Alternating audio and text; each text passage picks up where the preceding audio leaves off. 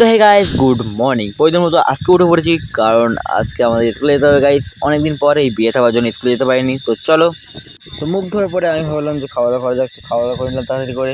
তারপর বাইরের দিকে দেখি যে বর্ষা হচ্ছে, সেই জন্য আমি ভাবলাম যে স্কুলে না গেলেই হয়। তো দেখা যাক কী হয়, চলো দেখি। তারপর আমার ইচ্ছা করে স্কুলে বেরোতে হলো, কারণ অনেকদিন স্কুলে যাই না, সেই জন্য মা বার করে দিয়েছে বাড়ি থেকে গাইস। স্কুলে যেতে যেতে আমরা প্রায় বর্ষায় ভিজে গেছি, কারণ কি বলবো, বর্ষা হচ্ছে তো যেতে যেতে যাচ্ছি ছাতা মোড় দিয়ে। আর আমাদের লেটও হয়ে গেছে গাইস, কি বলবো, বর্ষার জন্য। তারপর স্কুলের জনগণ মিস হয়ে গেছে আমাদের দ্বারা, কারণ আমরা লেট করে ফেলেছিলাম। তো দেখতে পাচ্ছ আমাদের সন্তদা স্যারের চেয়ারে বসে আছে। তারপর টিফিন টাইমে আমরা ঘুরে বেড়াচ্ছিলাম, আর আমাদের মৃণাল দা ঘরের ভিতরে ঘুরে বেড়াচ্ছিল। শালা কি বলবো, জানি না কেন ঘরেতে বেরোচ্ছিল না।